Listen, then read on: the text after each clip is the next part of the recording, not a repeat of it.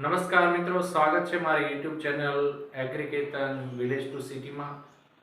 આજે મિત્રો આપણે વાત કરશું કે 3 દિવસ પહેલા જે ખેડૂત ખરાઈ અંગેનો ગુજરાત સરકારનો એક મહત્વપૂર્ણ પરિપત્ર બહાર પડ્યો છે એના વિશે.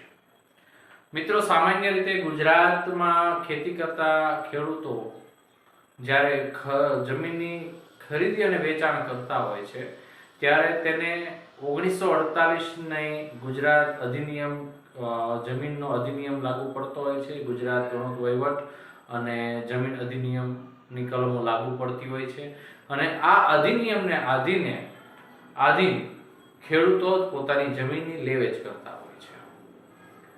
એમાં એક પ્રાવધાન 1995 ની અંદર એવો સુધારવામાં આવ્યો કે જે કોઈ ખેડૂતે જમીન ખરીદવી છે તો પોતાની જમીનથી 8 કિલોમીટરની ત્રિજ્યામાં જ એ બીજી જમીન ખરીદી શકતો.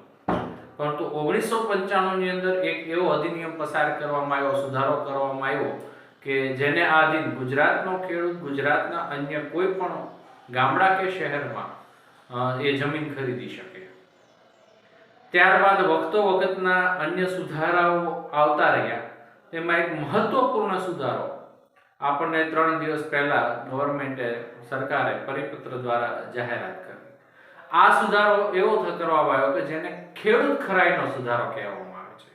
મિત્રો, કોઈ ખેડૂતે જ્યારે પોતાની જમીન વેચી હોય છે અને જ્યારે કોઈ અન્ય ખેડૂત એ જમીન ખરીદી રહ્યો હોય છે ત્યારે ખરીદનાર ખેડૂતે પોતે ખેડૂત હોવાનો પુરાવો આપવો પડે છે કે ભાઈ એને જમીન કેવી રીતે પ્રાપ્ત થઈ છે, ક્યારથી પ્રાપ્ત થઈ છે, એ ક્યારથી ખેડૂત બનેલા છે, એના વંશ વારસામાં એને વારસાગત મળી છે અથવા તો અન્ય કોઈ રીતે ઉપાર્જિત આવેલી જમીન છે કે ગણોતના પ્રકારમાં એને જમીન આવી છે, કઈ રીતે ગુજરાતનો ખેડૂત એ બનેલો છે. અને જ્યારે આ બાબત કલેક્ટર ઓફિસમાં તપાસવામાં આવે છે એમાં કોઈ એક બે કારણોસર એવું પણ બને છે કે ભાઈ જે ખેડૂત છે એ નિયમને આધીન જ્યારે ખેડૂત હોતો નથી ત્યારે એનું ખેડૂત અંગેનું પ્રમાણપત્ર એને મળતું નથી અને ગુજરાતમાં જમીન પ્રાપ્ત કરી શકતા નથી. ખરેખર તો એક જોતા આ ખેડૂત ખરાઈ અંગેનું જે આ અધિનિયમમાં જે સુધારો આવ્યો છે એક જોતા ફાયદારૂપ પણ છે અને બીજી રીતે નુકસાનરૂપ છે. ફાયદારૂપ એ માટે છે કે ખેડૂતોએ હવે પોતે ખરાઈ કરાવવા માટે ખરાઈનો કોઈ દાખલો મામલતદાર કલેક્ટર સુધી લેવા જવો પડશે નહીં. આ અધિનિયમના સુધારા મુજબ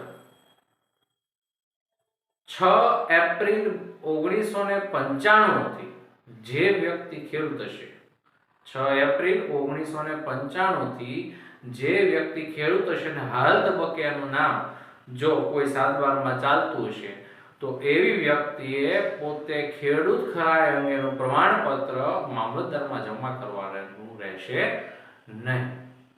કારણ કે ઓલરેડી એ 1995 થી ખેડૂત છે અને એની પાસે હજી પણ જમીન છે. એનો મતલબ જ એ થાય છે કે પોતે ખેડૂત છે. તો મામલતદારે એને જે કાંઈ 1995 ની 7/12 ની નકલો એને જે જમા કરાવી છે દસ્તાવેજની સાથે, તો એને આધારે ઓનલાઈન રેકોર્ડ તપાસીને એને આ ખરાઈ કરી લેવાની છે. આ માટે કોઈ ખરાઈનું પ્રમાણપત્ર જોડવાનું રહેતું નથી. આ ફાયદારૂપ છે કે જે ખરેખર ખેડૂત છે અને જેને જમીન ખરીદવી છે. નુકસાનરૂપ એવી રીતે છે કે કોઈ ખેડૂત એવી રીતે ખેડૂત બની ગયો છે કે જેને 1995 પહેલા જમીન નહીં હતી અને જે તે કોઈ બાબતોની ગૂંચવણ હોય છે કે વારસાગત રીતે પ્રાપ્ત કરીને કે કોઈ અન્ય કોઈ રીતે આડી લીટીના વારસદાર તરીકે જો આવી કોઈ જમીનો એને પ્રાપ્ત કરી છે અને 1995 થી એને 7/12 નામ આવી ગયું છે. આગળ એના ખાતે જમીન નહીં હતી પણ 1995 થી કોઈને કોઈ રીતે એને પોતાનું નામ 7/12 ચડાવી દીધું છે. આવા વ્યક્તિઓ પણ હવે પછી જમીનો ખરીદી શકશે અને વેચી શકશે. આ એક ખરેખર આમ ગણીએ તો ઇલીગલ જેવું થશે. કારણ કે હવે આઝાદી વખતની જે ખરાઈ જોવામાં આવતી હતી તેને સંપૂર્ણપણે હવે પૂર્ણવિરામ લાગી ગયું છે. હવે માત્ર ને માત્ર 1995 ને ધ્યાનમાં લઈને આ ખરાઈઓ થવાની છે કે ઓનલાઈન ખરાઈ થવાની છે. પણ ગુજરાતની જમીન મહેસૂલની અંદર આ મહત્વપૂર્ણ ચુકાદો છે.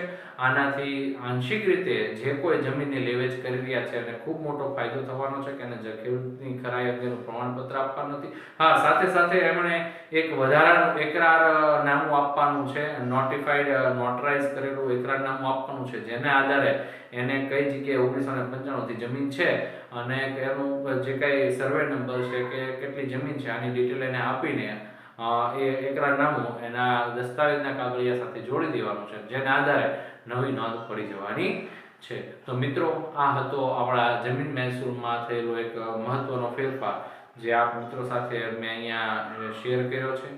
આપના અન્ય મિત્રોને પણ આ અંગેની માહિતી મળે એ માટે મારો વિડીયો લાઈક કરો, શેર કરો, સબસ્ક્રાઈબ કરો મારી યુટ્યુબ ચેનલને, અને મેક્સિમમ ખેડૂતો સુધી આ માહિતી મળી શકે એના માટે આપ આ વિડીયોને શેર કરી શકો છો. જય ભારત, જય હિન્દ, જય જવાન, જય કિસાન.